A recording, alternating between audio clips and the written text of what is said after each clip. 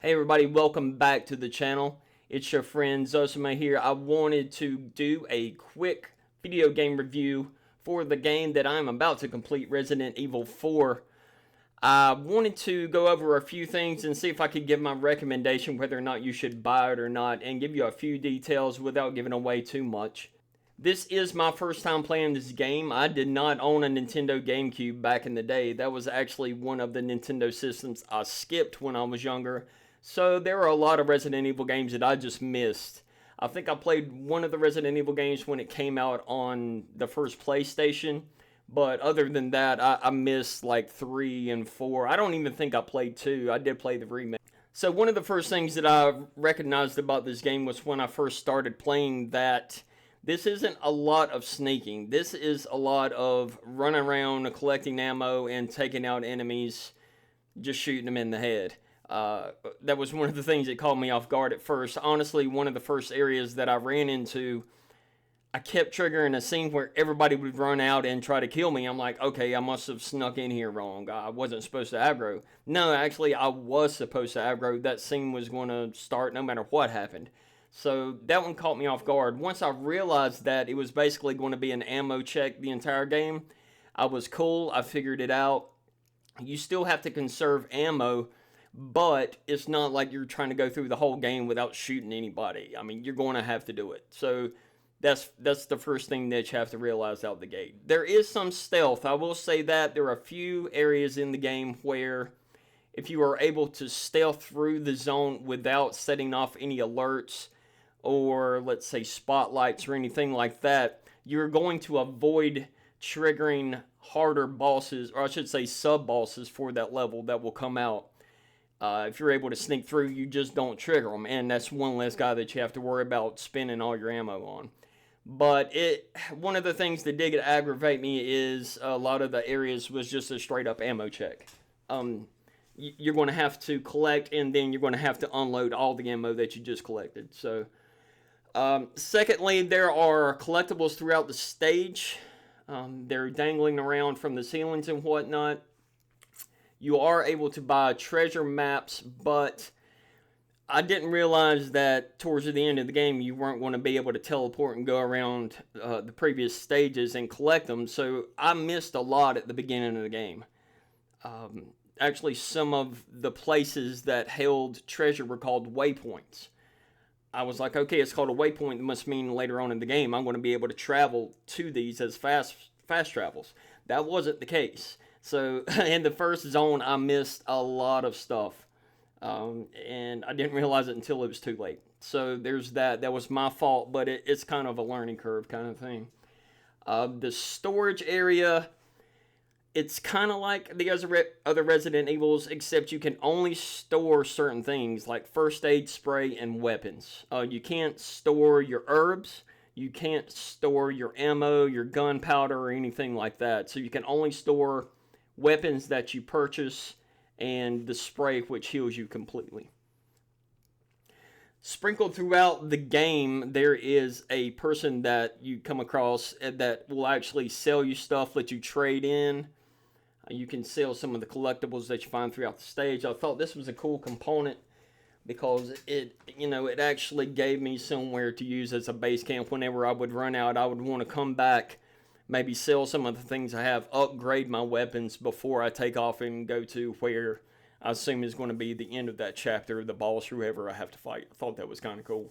The boss fights, I'm going to be 100% honest here. The difficulty that these boss fights was right up my alley. They didn't take 30 or 40 tries to beat. It wasn't a roll fest. It was definitely learn, adapt, and come back. There were definitely some bosses where I had to learn patterns. I would die 3 or 4 times. But once I learned the pattern, I was actually able to beat the boss. It wasn't like learn the pattern, and even though you were good at the pattern, you still lose off some bullcrap mechanics. No, it was really cool. I'm not going to spoil there were about the bosses, but there were some that I really enjoyed fighting. Some were harder than others, but like I said, they were difficult and they required a learning curve, but the learning curve didn't take 3 hours of gameplay, or 2, or even an hour of gameplay. As someone that has limited time to play video games, I really appreciate that. Graphics, it's really hard to compare to the original game because I never played the original game. Like I said, I never had a GameCube, but I'm sure that this looks 10, 20 times better than the original. It looks really smooth. The character models look great. Even just the atmosphere. That's one of the things when I play a Resident Evil game, I want to be immersed in wherever I'm at, whether it be the house from the first one. I just feel like I'm in this mansion. The mansion is its own entity. Whether it's the second when I'm going through the town and then I'm going into the police station. Here I'm running through this small town, and then when you reach the castle is, I can't even explain how much I loved the castle chapters in this game. I'll be honest, as I was running through the castle, I was like, you know how awesome it would be to have just a ton of wealth to where I could tell somebody, go build me a castle just like this game, with all the secrets and the hidden chambers and the dungeons. I am just a sucker for that crap. So the environments in the game, I love them. I absolutely love them. So I'll go ahead and wrap this up really short. Recommendations, I would say if you don't necessarily have to be a Resident Evil fan to buy this game or to enjoy playing this game. I will say if you enjoy the horror genre, it's definitely on the must-purchase list. Out of all the Resident Evils I've played, the old ones, and obviously I've beaten a majority of the new ones, like 7 and 8. I beat all of those in the expansions. And then I went back and I played 2. Obviously, I've played 1. I played some of 3. But this one's up there. Like I said, there aren't many games like this that I'm actually going to sit down and play to completion just because of time restraints in my life. This one deserves my time. So I 100% recommend this game if you haven't played it before. I don't know if I could recommend it if you already know the entire storyline, because you're not really discovering anything new. But, you know, if you're a Resident Evil fan, this has to be top 3. I mean, top 3 for sure. Maybe, you know, it'd be hard for me to rank them, but it's up there. So yeah, guys, I would definitely recommend giving this a shot if it's on sale. And, you know, just enjoy, like I said, go into this game not as a complete stealth game. Go into it as you're going to be having to take some headshots. You're going to be having to do some jukes and some melees and stuff like that.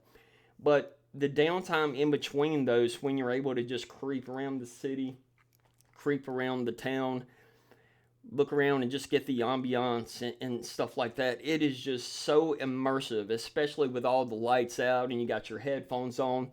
You can actually hear the guys talking from here, and then you turn your head or you walk around and you can hear them behind the walls. You hear them walking around.